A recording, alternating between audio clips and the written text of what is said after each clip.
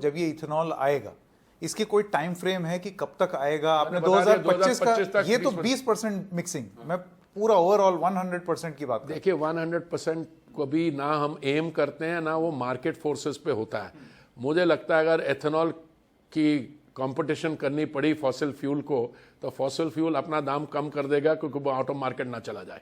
समझे यही ना? मेरा अगला सवाल है कि क्या एज अ कंज्यूमर मैं ये समझूं कि मेरा पेट्रोल, जब मैं पेट्रोल पंप पे जाऊंगा तो इस ब्लेंडिंग और मिक्सिंग की वजह से ये दाम कम होगा, तो तभी तो मेरी जेब पर कम खर्चा तभी तो ब्राजील में लोग फ्लेक्सी फ्यूल इंजन यूज करते हैं। अगर एक दिन पेट्रोल का दाम ऊपर है और तो एथेनॉल का ये नीचे, लेने वो पूरा एथेनॉल यूज कर लेते हैं। अगर एथेनॉल का दाम बढ़ जाता है, इसमें देखिए आप एथेनॉल भी तो किसी से प्रोक्योर करेंगे, शुगर कोऑपरेटिव होगी या मक्के की कोऑपरेटिव होगी या पराली बनाने वालों की होगी, किसी से करोगे ना, तो एक दूसरे के कंपटीशन में होगा, पर ओवरऑल दाम नीचे आएगा।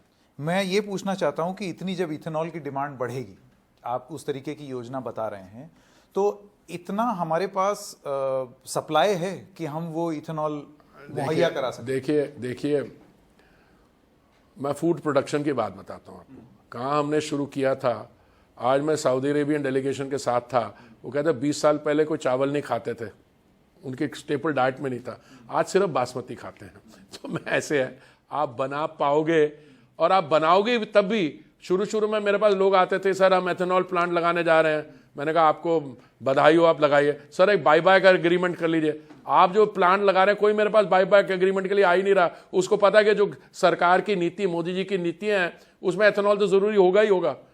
हमें यहां बना देगा, नहीं तो वो दारू के वाले को बेच देगा, तो एथेनॉल तो बनेगा। दो आखिरी सवाल। पहला तो ये, क्या आप एनविजन करते हैं सरकार में बैठे कि एक पेट्रोल मुक्त भारत हो सकता है या मुमकिन है? पोल्यूशन के दृष्टिकोण से आप बाहर से इंपोर्ट करेंगे, उसका खर्चा सरकार को लगता है। देखिए मैं ट्रेन डिप्लोमेट रहा हूँ, 39 ईयर्स मैंने किया। आप मेरे से ऐसे शब्द न कहें। आप यही इंटरव्यू 4 साल बाद मैं कहीं रिटायरमेंट में रह रहा हूँ, कुल्लू मनाली में हवाई डिप्ले कर, आपने बोला था पेट्रोल मुक्त होने। देखिए this is all an effort towards green fuels.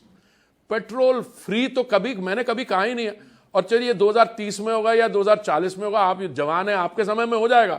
But मैं ये कह रहा हूं, this is all an effort and a journey in that direction. मेरा आखिरी सवाल, ये इसको लेकर के एक बहुत बड़ा अलायंस बना, हमने G20 में देखा। वो तस्वीरें दरअसल और G20 के फंक्शन की वजह से शायद उनको उतनी इंपॉर्टेंस नहीं मिली जितनी मिलनी चाहिए। ग्लोबल बायोफ्यूल्स अलायंस, ये अलायंस क्या करेगा एम्बेसडर? 19 देश हैं, 12 इंटरनेशनल ऑर्गेनाइजेशन है।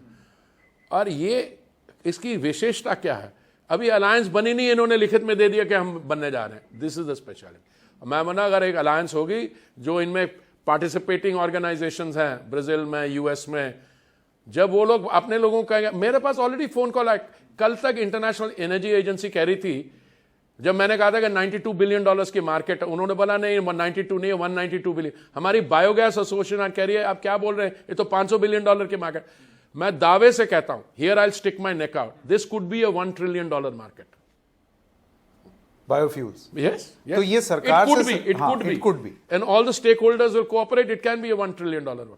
ये सरकारों का अलायंस है या उनके चलते जो कंपनीज हैं वो भी इसको हम वर्चुअली डील करेंगे। हम स्टेक होल्डर्स जो हैं, कोऑपरेटिव सोसाइटीज, ग्रेन की, शुगर की, मक्के की, पराली की, अब उनकी तरफ से प्रेशर आएगा कि हम ज्वाइन करना चाहते हैं, और वो कहेंगे इसको, इसमें जो काम होगा स्पेसिफिकेशन पे, टेक्निकल स्टैंडर्ड्स पे, और एक वर्चुअल मार्केट प्लेस हम इसका क्रिएट करने जा रहे हैं।